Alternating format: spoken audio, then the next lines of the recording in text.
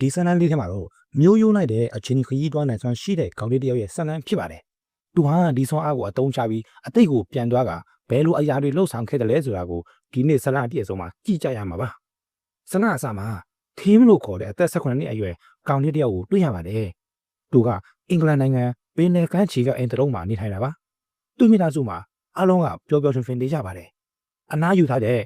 professor ဖြစ်သူဖခင်ဂျင်မိခင်မေရီအမြဲတမ်းအတွေးလိုနေတတ်တဲ့ဦးလေးဒစ်မွန်နဲ့သူချစ်စနိုးခေါ်တတ်တဲ့ခိခတ်လို့ခေါ်တဲ့ညီမလေးကတ်တလင်းတယောက်ရှိပါတယ်။ထင်းနဲ့သူ့မိသားစုဟာဘဝကိုပျော်ပျော်ရွှင်ရွှင်နဲ့အေးအေးဆေးဆေးဖြတ်တန်းကြပါလေ။ကမ်းခြေထားပြီးအပန်းဖြေကြတယ်။တောက်ကြနေ့တိုင်းမှာရုပ်ရှင်အသစ်တွေကြည့်ကြတယ်။ပြီးတော့သူတို့ကနေ့တိုင်းမှာနေ့တကူပါတီတွေကျင်းပလေရှိပါလေ။ဒါပေမဲ့ထင်းကတော့အဲ့ဒီပါတီကိုအမြဲတမ်းပြင်းစရာကောင်းတယ်လို့ထင်နေတာပါ။ဘာလို့လဲဆိုတော့သူကလူတွေကြားထဲမှာရိုးရိုးနှောနှောမနေတတ်လို့ပါ။ဒါကြောင့်ဒီလိုပါတီတွေကိုသူသဘောမကျပါဘူး။တနေ့မှာတော့ထင်းမြတ်အဖေကတခုခုပြောပြဖို့သူ့ကိုခေါ်ပါတယ်။ဒါဟာသူ့အဖေအသက်20နှစ်တုန်းသူ့အဖိုးကပြောပြခဲ့တဲ့အကြောင်းအရာဖြစ်ပြီးတော့အခုတော့သူ့သားထင်းကိုပြန်ပြောပြချင်နေတာပါ။အဖေဖြစ်သူကမင်းဒီစကားကိုကြားပြီးရင်မင်းနည်းနည်းတော့ထူဆန်းပြီးအံ့ဩသွားလိမ့်မယ်။ဒါပေမဲ့ဒါကအမှန်တရားပဲ။ငါတို့မိသားစုကအမျိုးသားတွေအားလုံးမှာအချင်းခရီးသွားပြီးအသိကိုပြန်သွားကအနာဂတ်ကိုပြုတ်ပြင်နိုင်တဲ့စွမ်းအားတွေရှိတယ်လို့ပြောပါတယ်။ထင်းကဒါကိုမယုံပါဘူး။ဒါပေမဲ့အဖေဖြစ်တော်ကဒါဟာအမှန်တရားဖြစ်ကြောင်းအဲ့ဒီလိုလုပ်ဖို့အတွက်ဆိုရင်မောင်တဲ့နေရာတစ်ခုခုကိုတွားပြီးတော့ငှက်သီးကိုကြစ်ပါအောင်ဆုပ်ကမင်းသွားခြင်းတဲ့အချိန်ကိုစဉ်းစားရုံပဲလို့ပြောပြလိုက်ပါတယ်။ထင်းကတော့ဒါကိုဟာတာတစ်ခုလိုပဲသဘောထားပြီးစမ်းကြည့်ဖို့ဆုံးဖြတ်လိုက်ပါတယ်။အခုဗီဒီယိုထဲကိုပဲလက်သီးဆုပ်ပြီးတော့စစ်စားလိုက်တဲ့အခါမှာတကယ်ပဲနှစ်တစ်ကူပါဒီညကိုပြန်ရောက်သွားပါတယ်။ဗီဒီယိုထဲကထွက်လာတဲ့အခါသူ့အဝတ်အစားတွေပြောင်းလဲသွားတာကိုမြင်ပြီးတော့သူလုံးဝကိုအံ့ဩတုန်လှုပ်သွားပါတယ်။အဲ့ဒီနောက်မှာတော့သူဟာဘာကြီးထဲကိုဝင်ပြီးအရင်ကတူလွဲချော်ခဲ့တာတွေကိုပြန်ပြင်ဆင်ခဲ့ပါတယ်။ပြီးတော့ဗီဒီယိုထဲကိုပြန်ဝင်လာကလက်တီးဆုပ်ပြီးလက်ရှိအချိန်ကိုပြန်လာခဲ့ပါတော့တယ်။အဲ့ဒီနောက်သူကအဖေနဲ့စကားပြောပါတယ်။အဖေဖြစ်သူကဒီအချောင်းကိုမင်းအမေတော်မသိဘူး။မင်းရဲ့အချိန်ခရီးသွားနိုင်စွမ်းကိုဘဝတိုးတက်ဖို့အတွက်ပဲသုံးရမယ်။နာမည်ကျော်ကြဖို့အတွက်မသုံးရဘူး။မဟုတ်ရင်မင်းဘဝမှာဘယ်တော့မှပြောရမှာမဟုတ်ဘူး။မင်းအဖိုးနဲ့သူ့ညီလိုပဲတက်လုံးတယောက်တည်းဖြစ်သွားလိမ့်မယ်။မင်းရဲ့ဘဝကိုပျော်ရွှင်မှုတွေနဲ့ဖြည့်ဆည်းဖို့အတွက်ပဲဒီစွမ်းအားကိုသုံးပါလို့ထင်းကိုမှာလိုက်ပါတယ်။အခုထင်းကဘဝမှာအချစ်ကိုလိုအပ်နေတာကြောင့်ဒီစွမ်းအားကိုအချစ်အတွက်သုံးဖို့စဉ်းစားပါတယ်။ခိခတ်ရဲ့တငယ်ချင်းလှလှလေးရှာလက်ကသူတို့အိမ်မှာတလန့်လာနေတဲ့အခါဒီအခွင့်အရေးရလာပါတယ်။တနေ့မှာရှာလတ်နဲ့ခတ်တလင်းတို့အိမ်ရှိပါနေပူစာတုံနေတော့ရှာလက်ကထင်းကိုခေါ်ပြီး sunscreen လေးလိမ့်ပေးပါလားလို့ပြောပါတယ်။ထင်းကအခွင့်အရေးရလို့တွားလိမ့်ပေးပြီးမဲ့ cream တွေအများကြီးထွက်ကြကိုပြီးအလုံးပြက်စီးသွားပါတယ်။ဒါပေမဲ့သူဟာချက်ချင်းအိမ်ထဲကိုပြေးဝင်ပြီးတော့အချင်းခရီးသွားကအနှိတ်ကိုပြန်သွားပါတယ်ဒီတစ်ခါမှာတော့ရှာလက်ခေါ်တဲ့အခါယောက်ျားကောင်းတယောက်လိုထလာပြီးစနစ်တကျပြိန်းပေးခဲ့ပါတယ်အဲ့ဒီနောက်သူတို့ຫນွေရာလေးចောင်းပိတ်ရက်ကိုပျော်ပျော်ရွှင်ရွှင်ဖျက်တမ်းကြပါတယ်ထင်းကရှာလက်အပေါ်ဆေးရောက်နေလို့အချင်းခရီးသွားဖို့တော့မိနေခဲ့ပါတယ်ရှာလက်အိမ်ပြန်ခါနီးနေမှာထင်းကသူ့ရင်ထဲစကားတွေကိုပြောဖို့တွားတဲ့အခါရှာလက်ကမင်းပြောတာနောက်ကျသွားပြီဒီစကားကိုစောစောကတည်းကပြောတင်တာလို့ပြောပါတယ်ဒါကိုကြားတော့တလအလိုကအတိတ်တွေကိုပြန်တွားပြီ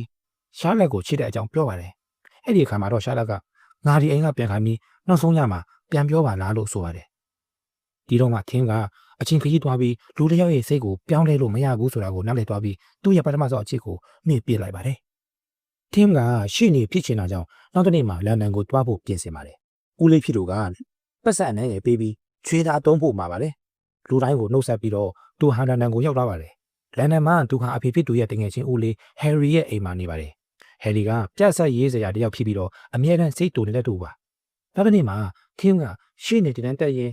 ရော်ရီဆိုတဲ့လှုပ်ဖော်ကိုင်ဖိုက်တယောက်နဲ့တွေ့ပါတယ်။6လလောက်ကြာတော့ပေမဲ့သူကချစ်သူတယောက်လိုချင်နေလုံးပါပဲ။ညတရမှာတငယ်ချင်းဂျင်းနဲ့အတူစားတော့ဆိုင်တစ်ခုကိုတွားပါတယ်။အဲ့ဒီမှာမေရီနဲ့စားတွေ့ပြီးတော့အမောင်ထဲမှာစကားတွေပြောပြကြပါတယ်။အပြင်ထွက်လာတဲ့အခါမှာနှစ်ယောက်တယောက်ကိုတယောက်သဘောကျပြီးမေရီကသူ့ဖုန်းနံပါတ်ကိုပေးလိုက်ပါတယ်။ဒီလိုနဲ့ပဲထင်းကပျော်ပျော်ရွှင်ရွှင်နဲ့အိမ်ပြန်လာတဲ့အခါဦးလေးဟယ်ရီကဒေါသထွက်နေတာကိုတွေ့ရပါတယ်။ဘာလို့လဲဆိုတော့သူ့ပြဆက်ခွင့်ပွဲမှာတရုတ်ဆောင်တယောက်ကစားသားတွေမိတာလို့အလုံးပြက်စီးသွားလို့ပါ။ဦးလေးဟယ်ရီကိုကူညီဖို့အတွက်ထင်းကအချင်းခရီးသွားပြီးအသိကိုပြန်သွားကစားသားမိတဲ့တရုတ်ဆောင်ကိုကူညီမိခဲ့ပါတယ်။ဟယ်ရီရဲ့ပြဆက်အောင်မြင်သွားပါတယ်။ဒါပေမဲ့ထင်းမေရီကိုဖုန်းဆက်ဖို့ကြည့်လိုက်တဲ့အခါမှာဖုန်းနံပါတ်ကပျောက်နေပါတယ်။ဘာလို့လဲဆိုတော့သူကဟယ်ရီကိုကူညီဖို့အချိန်ခရီးသွားတဲ့အတွက်မေရီနဲ့တွေ့ခဲ့တဲ့ဖြစ်ရကမဖြစ်ခဲ့တော့လို့ပါ။ဒီလိုနဲ့ပဲထင်းကမေရီကိုပြန်ရှာဖို့ကြိုးစားပါတယ်။နေရီကမော်ဒယ်တယောက်ကိုတပေါကြတယ်လို့ပြောခဲ့ဖို့တာကိုတတိယပြီးတော့ ကြက်ပွဲတစ်ခုကိုတွားဆောင်ပါလေ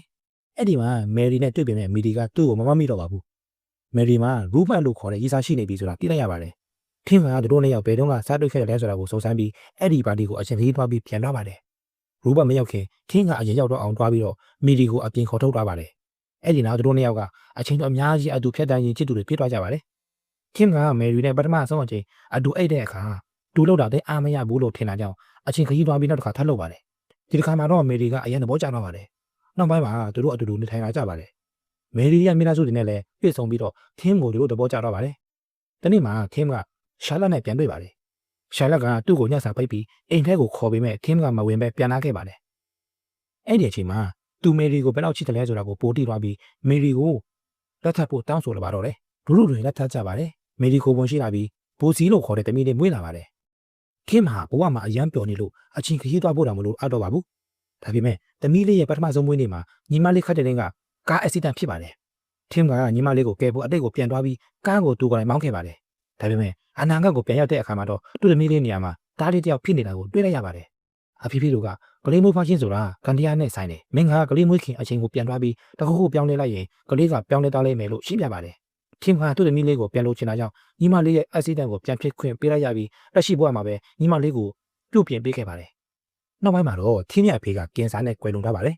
ထင်းကအဖေနဲ့တွေ့ဖို့အချိန်ခရီးသွားလေးရှိပါတယ်အဖေဖေတို့ကထင်းကိုနောက်ထပ်ရှိုးဝက်ချက်တစ်ခုပြောပြပါလေအဲ့ဒါကတော့နေ့ရက်တိုင်းကိုနှစ်ချိန်ဖြတ်တန်းပါပထမတစ်ချိန်မှာတန်မာအပိုင်းဖြတ်တန်းပြီးဒုတိယတစ်ချိန်မှာတော့ပထမတစ်ချိန်တုန်းကမင်းမမြင်ခဲ့တဲ့ဘဝရဲ့အလှတရားတွေကိုခံစားပြီးဖြတ်တန်းပါဆိုတာပါပဲထင်းကအဲ့ဒီအတိုင်းလုပ်ပါတယ်နောက်ဆုံးမှာမေရီကနောက်ထပ်ကလေးတစ်ယောက်ထပ်ယူချင်တယ်လို့ပြောပါတယ်ထင်းအတွက်ဒါကခက်ခဲတဲ့ဆုံးဖြတ်ချက်ပါဘာလို့လဲဆိုတော့နောက်ထပ်ကလေးမွေးလာရင်သူဟာအသက်ကိုပြန်သွားပြီးသူ့အဖေနဲ့တွေ့လို့မရတော့လို့ပါကလေးမမွေးခင်မှာထင်းမှာအဖေစီကိုနောက်ဆုံးတစ်ချိန်တွားပြီးတွေ့ပြီးနှုတ်ဆက်ပါလေသူတို့နှစ်ယောက်ထင်းရဲ့ကလေးဘဝကိုအတိတ်ပြန်တွားပြီးပျော်ပျော်ရွှင်ရွှင်အရှင်ဖြတ်တန်းခဲ့ကြပါတယ်အခုတော့ထင်းမှာအချင်းခကြီးသွားတာကိုလုံးဝရက်လိုက်ပြီးလက်ရှိအချိန်မှာပဲပျော်ပျော်ရွှင်ရွှင်နေထိုင်ပါတော့တယ်တူနားနေတော့တာကတော့ငါတို့အားလုံးဟာနေ့တိုင်းအရှင်ခကြီးသွားနေကြတာပဲဒါကြောင့်နေ့ရက်တိုင်းကိုအကောင်းဆုံးဖြစ်အောင်နေထိုင်နေပါတယ်ဆိုတာပါပဲအကယ်၍တင့်မှာအချင်းခကြီးသွားနိုင်တဲ့ဆွမ်းအားရှိရင်ဘယ်ကိုတွားပြီးဘာတွေလုပ်ချင်တယ်လဲဆိုတာကိုကွန်မန့်မှာပြောပြခဲ့ပါဦးဒီလိုစာတမ်းလေးတွေကိုကြိုက်ရင်ဗီဒီယိုကိုလိုက်လုပ်ပြီးတော့ channel ကို subscribe လုပ်ခဲ့ပေးကြပါဦးခင်ဗျာ